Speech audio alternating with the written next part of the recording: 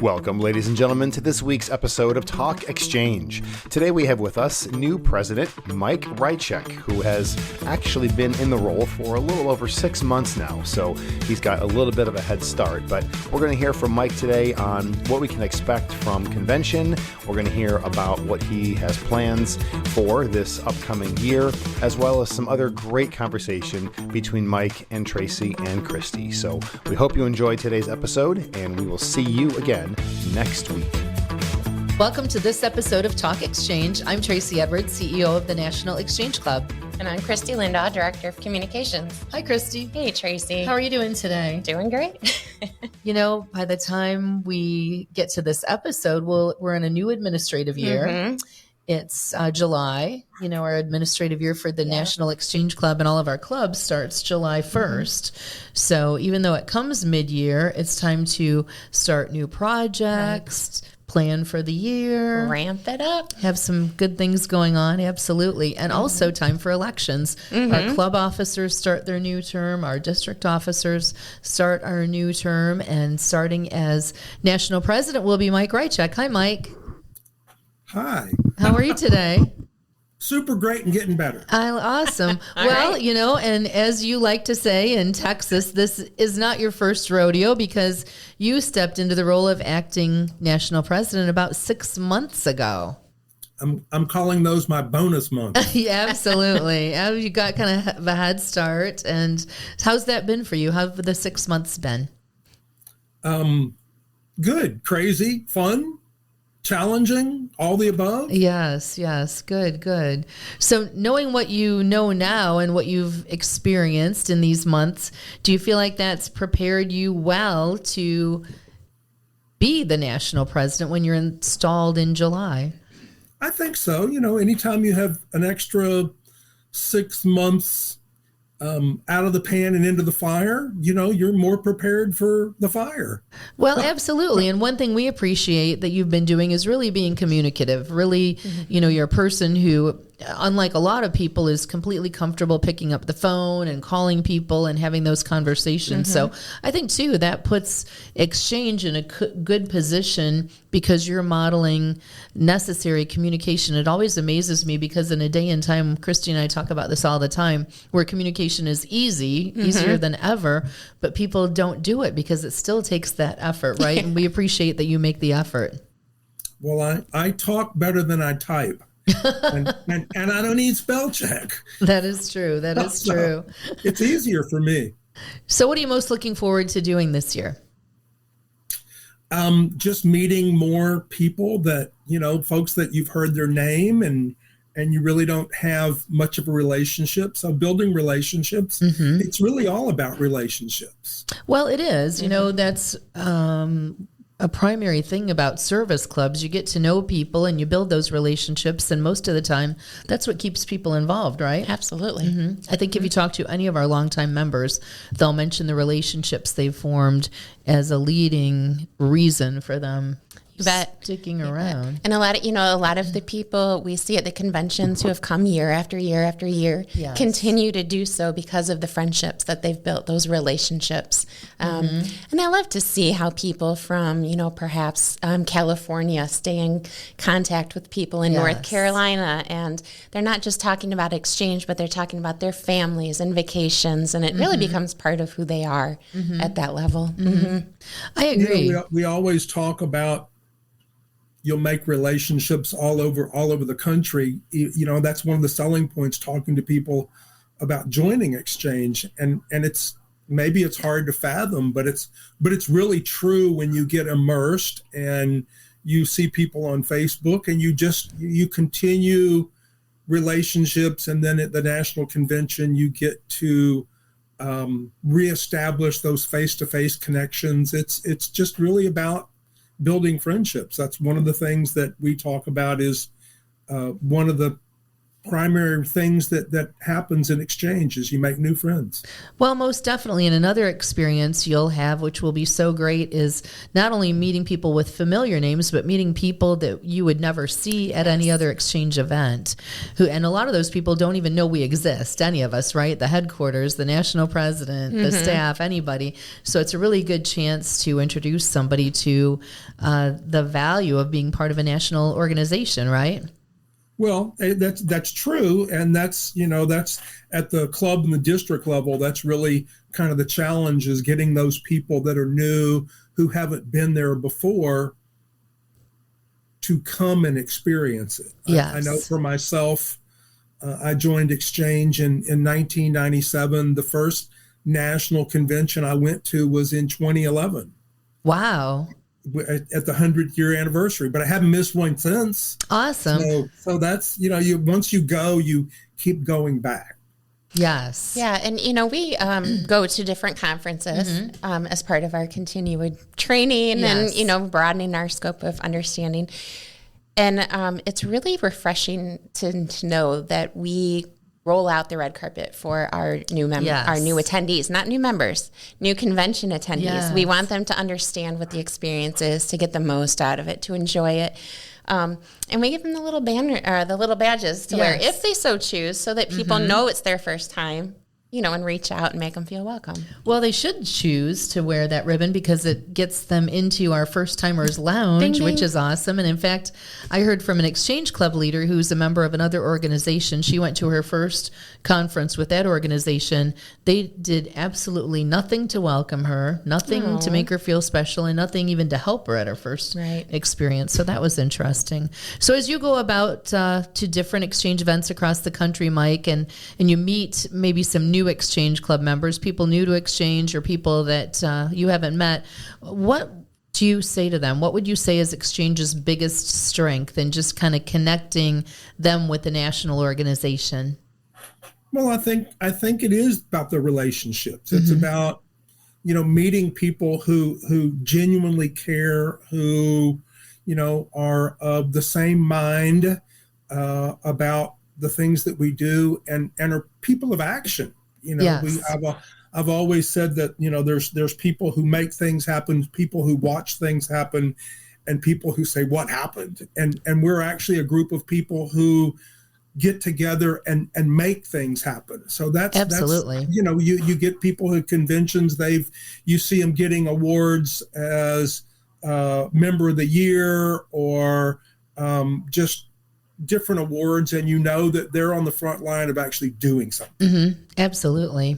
So people from all over the world tune into this podcast, which is awesome. So if somebody is listening, they could certainly go to nationalexchangeclub.org and they could click on the Find a Club and find a club in their area. So why should somebody do that? Why should somebody join a club? If they've been invited to a meeting or they're thinking about joining an Exchange Club, what are your thoughts to compel somebody to join us? Well, we have some amazing things that people can leave a meeting with, and they talk about a 30-second speech or a 3-minute speech. I always try to just bring it down. I've heard it expressed two different ways. I say that Exchange is about doing good through our projects of service, having fun, making new friends, and building professional relationships. If none of those things are of interest to you, maybe Exchange isn't for you. I just think like that's a pretty wide net. But I've also heard it expressed that if you love your kids, if you love your community, if you love your country, and the idea of children being abused and neglected disgusts you, then that's another quick and easy 4-point. This is what Exchange is, and this is what's in it for you. Okay, sure. And it's interesting too to point out, since you talked about professional relationships, that Exchange started as one of the first networking organizations when our founder, who was a jeweler, brought together different businessmen to help grow their business. And as they did that, they could give back to the community. And that still stands true today, because if you're going to look for somebody to repair your roof or do your taxes, you're going to look within the people you know and trust. It's back to those relationships you talked about. Yeah, and we've seen a lot lot of opportunity for all of these ideas to take root. Yes. With the way a lot of our clubs have kind of they were forced to restructure and look at the way they do things in 2020.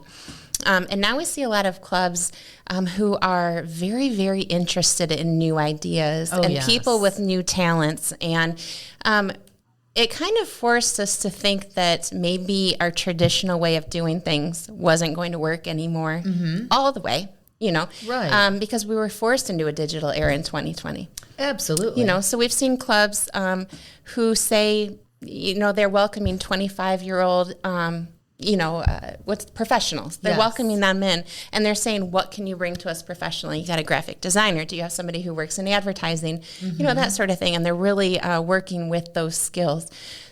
What I've seen is clubs becoming a lot more positive and inclusive of everyone's talents. Yes. And finding out how to use them. They don't want just a seat at the table. They want someone who can contribute. Absolutely. Yeah. That was a long way for me to say that. No, I get it. You're right. People want to join the club and be involved. Yes. Absolutely. Yes. And we're Gone seeing are the more of days that. when people just want to sit down and have lunch That's true. all day.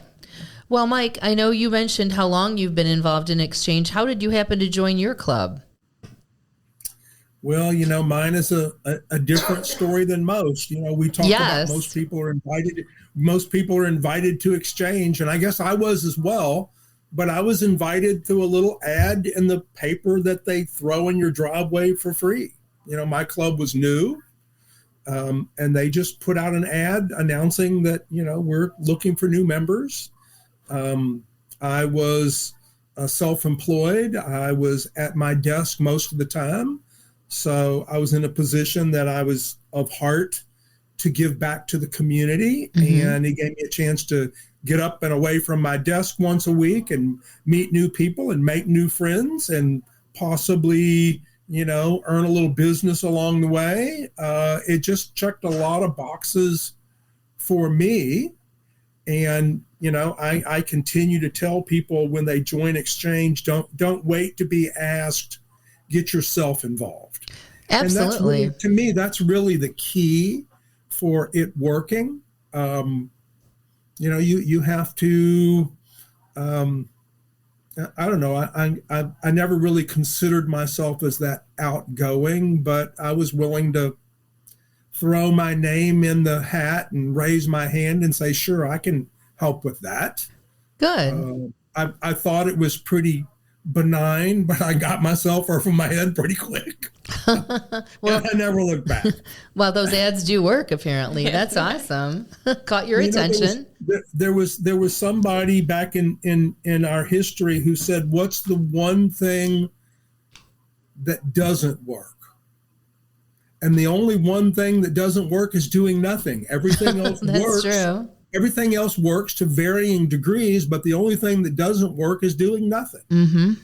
So I think that's always a lesson that I know after we came back from last year's convention, I got a call from a district president-elect, and he said, what's the one thing that we need to be doing? And I said, the one thing we need to be doing is everything. No pressure. You've got to do it all. You've got to reach out to your community through every source you have. You've got to use social media. You've got to use people that of word of mouth. You've got to be welcoming. You've got to look like something that people would want to join. So you've got to be professional. You got to be prepared. And the one thing is that you have to do it all. Sounds like Mike wants people to be genuine. I like that. Yes. Well, too, it makes me think about just the welcoming environment of clubs. And that's a good point, because you're right. A club needs to, I think some clubs get, it would be good for them to take an outsider's view of their club to see how welcoming they are to somebody else, because if people don't leave that club meeting or project feeling like they can see themselves being part of that, they won't join. And there are a lot of reasons they won't. And so that is a challenge for you in your role, for us as national staff, because, we have a lot of awesome tools and resources, but we can't ensure that particular club is a club that a person would want to join. It's up to them with their culture and their community. Yeah.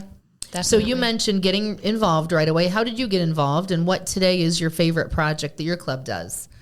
Well, how I got involved, somebody held up a VHS tape, so that dates it right there. This was the late 90s, about a duck race. We just need someone to take a look at this tape. And I said, sure, I can look at it. And then, I came back and they said, is this something we could do? And I said, sure, we could. And I had no idea that meant, and I'll be happy to chair yes. this inaugural signature event. It's hard to raise $20,000 or $30,000 selling rubber ducks $5 a time, but we did it. Awesome. So we talk about that. We still laugh about that. We did that for 10 years, and now the ducks have retired to the golf course. So we have a annual golf tournament as our fundraiser, and we call it the Duck Golf Classic. Well, I like a lot about what you're having to say about that. What I like is that you're not still doing that same project just because you always did it, right? You're a club, and you obviously realized that things change, times change, you need to evolve and perhaps do something different that better suits the needs of the club and the community. Yeah, taking an inventory of, where you stand every couple of years is a great idea. Are you still aligning with the community's needs? Right. Is there a need you should be providing that you're not? Is there a need you are providing that's no longer applicable? That's the kind of stuff that brings longevity to a club. Well, for sure, and we're getting some good insight about that as club members fill out the member experience survey, which I know Mike is a big believer in getting those results, and also in utilizing that member interest form. Talk about how you envision that being used, Mike, that member interest form. Well, it's we've had so many situations where people, and we can debate whether or not they came for the right reason or not, but it basically says, these are the things I'm interested in. So it's basically saying, okay, if I don't get myself plugged in, then here's where you can reach out to me and help me get plugged in. And this is what I'm interested in. And these are the kind of things that, okay, if we've got a committee for that, then okay, let's get you on that committee. And if we don't have a committee for that, then let's talk about how maybe we can help form a committee for that. It's all about meeting people's needs. You talk about meeting them where they are. So we've asked them, what's of interest to you? Well, right. And when they tell us, then it's up to us to engage with them on that. But I want to go back to a point we were talking about before in terms of being welcoming. You're exactly right. I don't know if we call it the house committee or the welcoming committee, but my club, we have a table that you come up to, and you walk in the door and somebody welcomes you, and we've got some materials out there, and we've got somebody to help you kind of figure out, are you in the right place? Are you waiting for somebody? If they're not here, let us, take you in, get you a name tag, just kind of make people feel like they're in the right place instead of wandering around lost and wondering. So that's just a part of that. Like I said, whether you call it the house committee, whether you call it the welcoming committee, it's that first thing that they see that goes, oh, okay, this is okay. I'm going to survive this experience, and it's going to be good. Right, and somebody that makes you feel like they're happy you're there is important. I want to go back to what you said about engaging people, because really that's what that member interest finder does, is it starts a conversation. So we don't want people to just check some boxes and turn it in. I believe at the bottom of it actually says, talk to your club officers, have and it starts a conversation so that they can get together and find out, what do you like to do? Hey, so does this person. Let's do that together. Let's place you on this committee, or maybe at some point you want to run for this office. So it really is about, everything we do is designed to engage people, designed to get them talking, right? And, I just have to caution that if you're a club officer and you're asking your club to give you this feedback, the members, and you're taking that inventory, you better be prepared to act too. Yes. Something, what's worse than somebody not asking you how you feel about something is somebody asking you and then failing to actually care or act on it. So if you're going to put it out there, you better be ready to make those improvements, or people are going to feel like they don't matter. Good point. Good point. So I like the ways we're encouraging people to engage and the ways they're engaging with us. Yeah. I mean, it's all about relationship building, just Absolutely. like Mike said earlier, and it's about continuing those relationships. Human relationships are not simple. We're all very different creatures, so that's why we provide these tools to help break down those barriers and to help you see the commonalities you have with other people and build those relationships that will then benefit the community. So it really is cyclical. Well, you're right. I was having a conversation with someone the other day who was talking about the behavior of someone. And I was talking about, as a former and sometimes Dale Carnegie instructor, I said, well, that's why courses like this exist. And the person kept coming back and saying, but they shouldn't. People should know this, but they don't. Hence why there's a lot of so things important. People should know. But that's a whole nother podcast. Exactly. So back to your leadership, Mike. Let's talk about, what do you hope to collectively see this organization, the National Exchange Club, accomplish this year? Well, I think that, if we can meet our members' needs and reduce the people who leave, so if we can close the pipeline of losing members and continue to attract new members, then, we can grow. And that is our lifeblood. It allows us to build more relationships. It allows us to make more friends. It allows us to do more to benefit our community.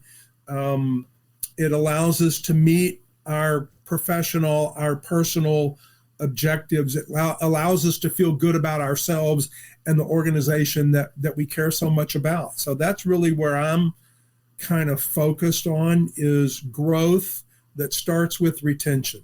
You'll hear me talk about that a lot. You and I've talked, our members are our customers. That is true. And, I was thinking too about the customer aspect, because certainly at the national headquarters, we think of our members as customers. But you know what? I think sometimes the districts and the clubs need to think of those people as members. The district board needs to realize those are customers who have a right to expect a certain level of service and attention and focus. And so I appreciate that you're carrying this message as well, so that at every level we treat our members as customers. Yeah, we have a lot of great leadership in place right now that do understand that our clubs are the customers. And they understand the different marketing segments that we work with, that the clubs have different customers than we do in the districts, but all of those people have stepped up and said, I took a leadership role for a reason, because I'm here to lead. And I'm really excited to see where we're going to go with that. Well, that's a good point. We want our leaders to take that role because they want to lead, because they want to take action, to your point, Mike, where they want to do everything that's involved in that role, right? Yeah. Good. But I think we also need to be conscious of and actively let people know that Exchange offers the opportunity to develop those leadership skills. And I always talk about in an environment that's not quite as threatening as your job. Absolutely. So, I've never had a lot of formal leadership training. So I'm learning as I go. I call it flying by the seat of my pants. But, we give one another some grace for the fact that, we're exposing ourselves and expanding our horizons. And sometimes that, we make mistakes along the way, and that's okay. We learn from them, we grow from them. And that's another thing that I think Exchange offers people, to step up to leadership, knowing that, okay, we don't know it all. Well, right. And they have the support that they need. Nobody's doing this alone. But I'm glad you referenced the education, because via your leadership track that you chose, you've been able to participate in a lot of training sessions, educational sessions, conferences. So to your point, I'm sure that's benefited your life in many ways, both in and outside of Exchange, right?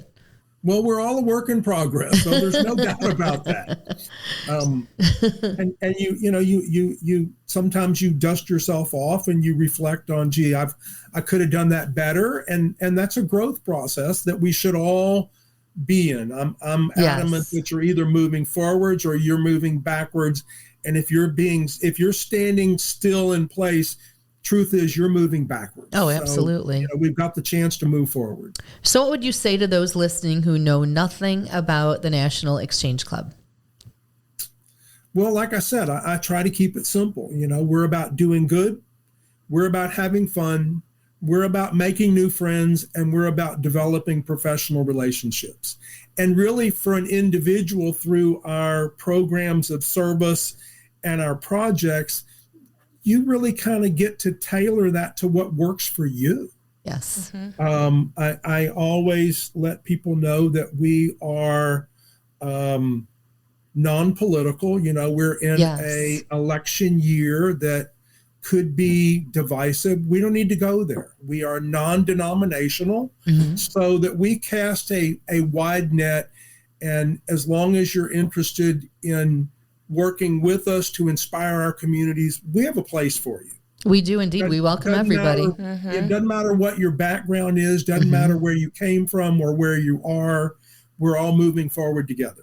We have no exclusions. I like that. And what message do you have for our valued Exchange Club members who are listening?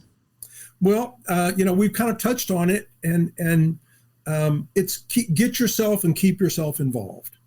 I think that's the key to a rewarding relationship with Exchange. We get to meet new people, make new friends, further develop relationships, and we talked about that briefly, but that's what it's all about. It's all about relationships. It's all about growing in those relationships. Who doesn't want to make new friends? Absolutely. So I think that's what we offer to not just our existing members, but new members, prospects. You talked about being welcoming, but I'm a big believer in the prospect list of everybody who we've ever, every parent whose child has ever gotten an award or money, every business that's ever spoken to us.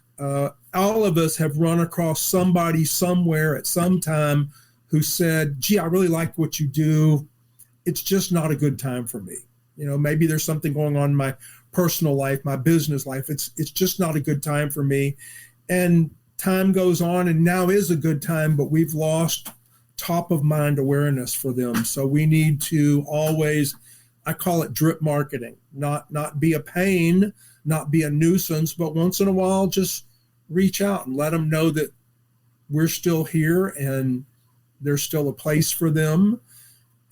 Somebody now, like I said, now is a good time, and they've forgotten about us. So shame on us. Thank you for that. And thank you for serving. Thank you for your service to the National Exchange Club. We wish you a great year as national president. We appreciate your service to Exchange and your enthusiasm for the organization. Yeah. Absolutely. You're a believer, and I'm sure it's fulfilled your life, and I hope it continues to do so. No doubt about it. We're moving forward, and this year, next year, and for many years to come. Absolutely. Awesome. Well, thanks for joining us today, Mike. We look forward to working with you. So it's our pleasure to serve alongside you. To our listeners, thank you for listening to this episode of Talk Exchange. And for more information, please visit nationalexchangeclub.org.